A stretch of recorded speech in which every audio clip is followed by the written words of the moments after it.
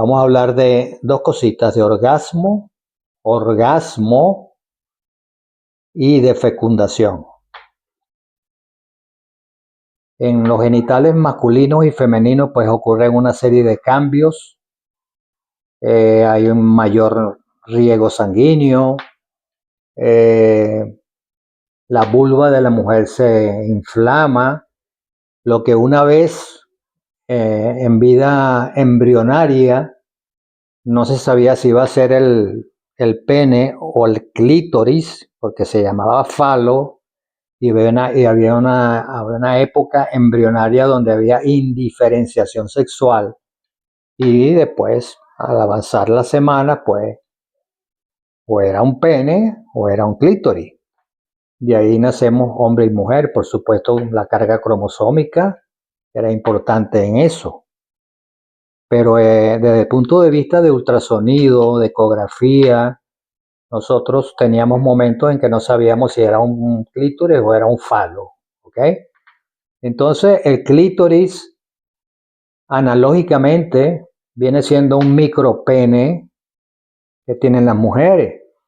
También se erectan, también tienen sensibilidad, reciben estímulos a través del sexo oral, etcétera. Pues se ponen en mecanismo una cantidad de neurotransmisores, de hormonas, que son los que van a aumentar el placer y que van yendo en incremento. Lo primero que ocurre es el aumento de la dopamina, la serotonina, la oxitocina, que es la hormona, pues la hormona del amor y del sentimiento, porque llega un momento en que pareciera, ¿no?, que esas dos personas aún desconocidas puedan llegar a quererse en ese momento, ¿no? Y después que terminan las relaciones sexuales, pues todo vuelve a la normalidad. Pero en ese momento que se necesita para reproducirnos, porque esa es la naturaleza humana, no necesariamente tenemos que tener sexo para reproducirnos, podemos tener sexo para el disfrute sexual, ¿ok? Porque es una manera de descongestionar nuestros genitales. Hay un tema que mucha gente no sabe quizás, ¿no? En las mujeres, sobre todo ocurre más en las mujeres que no tienen sexo o que piensan que la menopausia las anula sexualmente, cosa que es un mito. En algunas mujeres que están sexualmente activas y que desean tener sexo, pero el marido llega un momento que pues no tiene el mismo deseo que la mujer. Hay mucha diferencia entre mujer y hombre.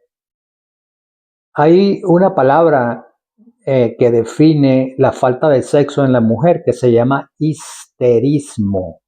Cuando nosotros hablamos de una mujer histérica, es una mujer que tiene trastorno de conducta, es una mujer irritable, es una mujer que no se le puede hablar, es una mujer que se lleva mal con sus hijos, con la pareja, etcétera, o etcétera otra vez.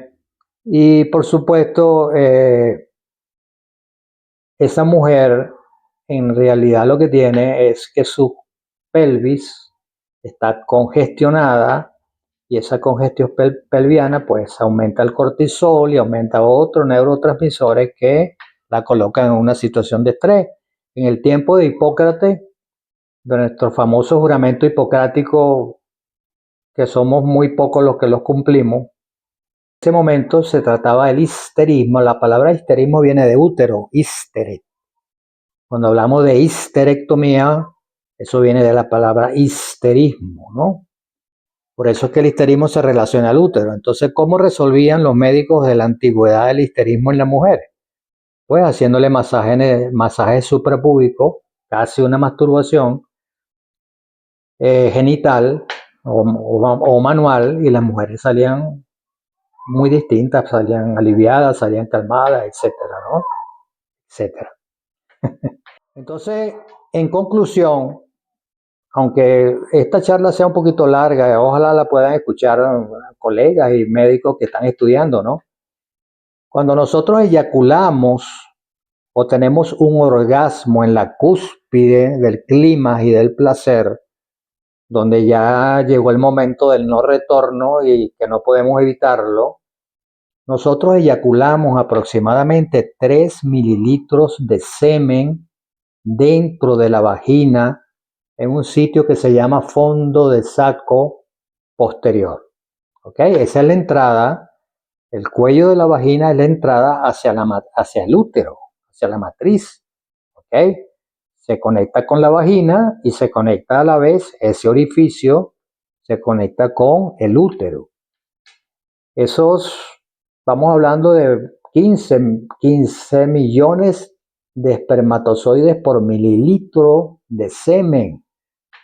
Y si nosotros expulsamos entre 3 y 5 mililitros de semen dentro de la cavidad vaginal, estamos metiendo allí más de 100 millones de espermatozoides dentro de la vagina de la mujer en las cercanías de la entrada del útero.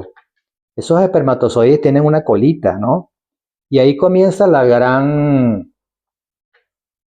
competencia entre esos 100 millones de espermatozoides para ver quién llega primero al óvulo de la mujer que lo está esperando en un sitio que se llama tercio externo de la trompa uterina.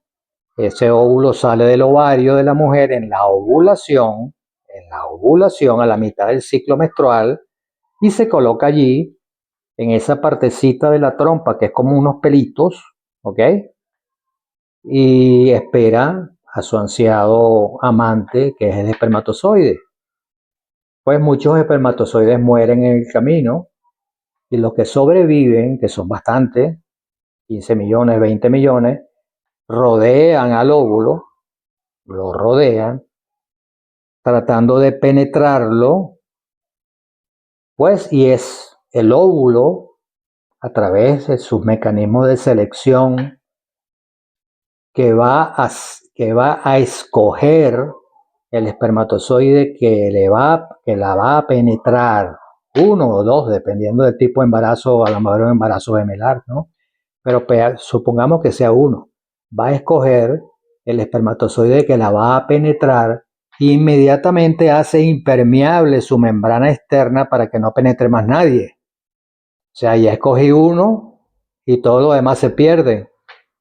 Quiere decir que de 100 millones de espermatozoides, nosotros somos el producto de un espermatozoide que pudo ser seleccionado por el óvulo para penetrarla y comenzar allí en ese momento la división celular que nos va a convertir en embrión, ¿verdad? A través de varias divisiones celulares. Es un tema para otra exposición. Y al cabo de 5 o 7 días, ese huevito o cigoto que se ha ido dividiendo se va a implantar y se va a pegar en la parte interna del útero, donde va a comenzar a nutrirse y va a comenzar el proceso de la embriogénesis y la fetogénesis hasta que llega al final del embarazo. Entonces, el orgasmo del que hablamos anteriormente tiene un papel muy importante porque si no hay orgasmo masculino, no hay embarazo. Si no hay orgasmo femenino, las trompas uterinas no tienen peristaltismo o movimientos que ayuden un poquito al espermatozoide a llegar allí. Entonces el orgasmo también tiene una función reproductiva, aunque muchos libros dicen que no, pero sí la tiene. La anorgasmia hace más difícil la fecundación. Entonces imagínense ustedes lo que les hablé de los 100 millones de espermatozoides, que somos escogidos solamente uno. Eso nos lleva a una conclusión muy importante. Cada uno de nosotros es un milagro. Cada uno de nosotros es único en la vida. Porque pudimos ser seleccionados por la naturaleza para hacerlo. Entonces somos únicos. Y tengo que decirlo, es ilógico pensar que después que ocurre este milagro de la selección, de la fecundación, alguien decida, porque está de moda, abortar. porque puede tener derechos sobre su cuerpo.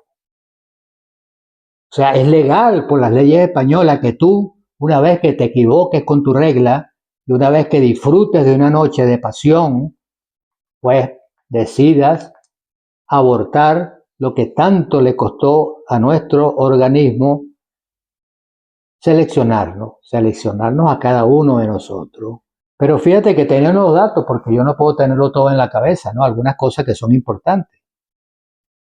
La tasa de natalidad en España sigue siendo una de las más bajas en Europa. Un país viejo como este, donde todavía vienen turistas a ver castillos de hace 3000 años,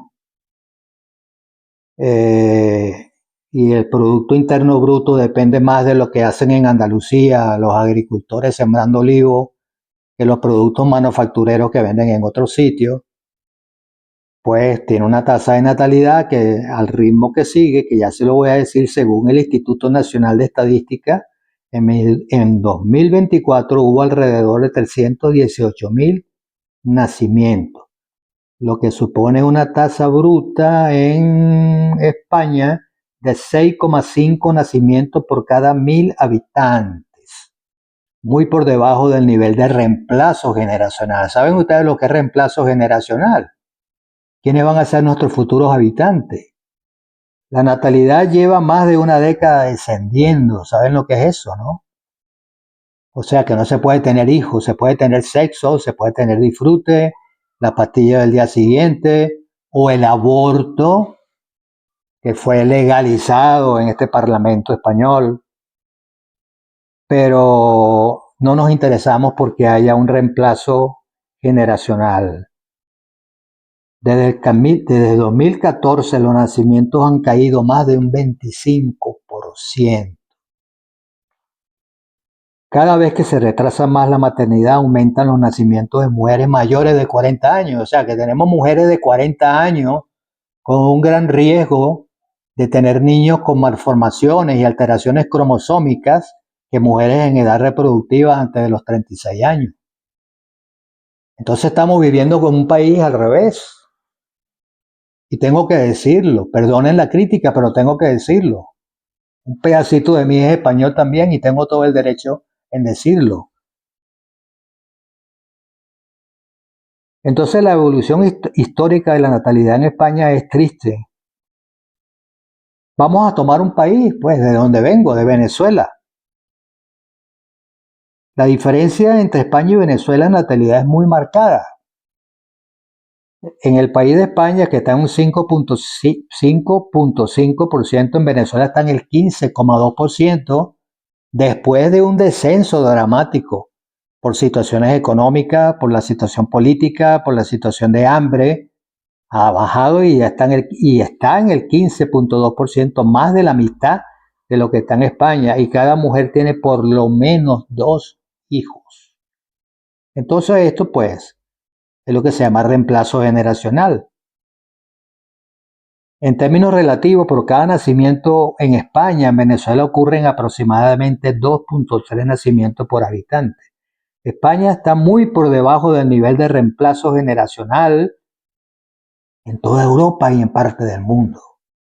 Inclusive si lo comparamos con América, Estados Unidos está más o menos entre los dos, está ubicado más o menos entre España y Venezuela.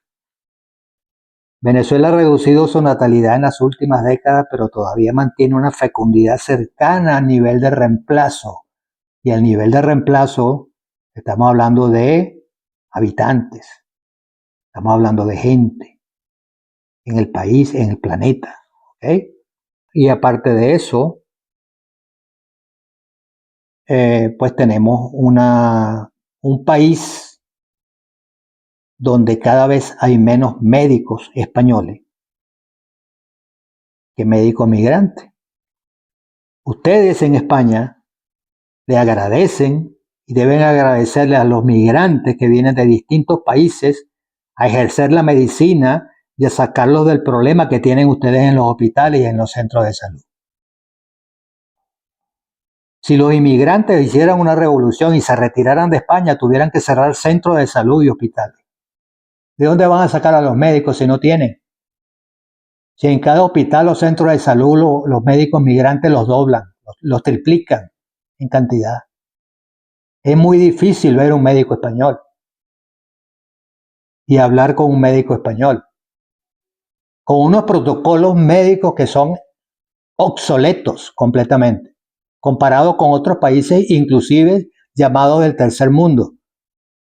España es un país del tercer mundo, con la diferencia de que pueden comprar un coche o comprar un piso o comprar una casa. Esa es la realidad que viven ustedes. Y nosotros venimos del futuro para advertírselos que lo que viene en España no es nada fácil. Y a lo mejor me estoy metiendo en temas políticos. Pero es que la política está implícita en todas nuestras decisiones, está implícita la política. Ojalá también me esté escuchando algún político. Me llamo Eduardo Millán por si acaso. Y soy médico de Andalucía, médico graduado en la ilustre Universidad de los Andes de Venezuela como médico y posteriormente como ginecólogo obstetra, la cual ejercí durante 28 años. Por eso puedo hablar con mucha autoridad de tasa de natalidad, de tasa de nacimiento y de tasa de reemplazo generacional. Por último, ya para finalizar este prolongado exposición, bueno, deseo enviarles el mejor de los saludos a mi Venezuela querida, a mis compañeros médicos, a mis compañeros perinatólogos, a mis compañeros de salud materno-fetal, porque están a la vanguardia y porque están actualizados en lo último. Para mí son los mejores y somos los mejores. No por estar viviendo en un país de tercer mundo que ha sido víctima de la delincuencia política, vamos a decir que somos los peores. Porque igualmente en España estamos siendo víctimas de la delincuencia política muy lentamente. Muy lentamente. Y igualmente mi mensaje a los futuros colegas y a los residentes de posgrado: conózcanme, quizás pronto estaré con ustedes haciendo mi trabajo formativo de docencia y me interesa mucho que sepan quién soy, y quién fui. Entonces, sobre este tema tengo toda la autoridad de hablar y tengo toda la autoridad de criticar, y a quien no le guste, pues lo lamento, pero es así, es así. Te doy las gracias por escucharme y que pasen buenas noches. Hasta luego.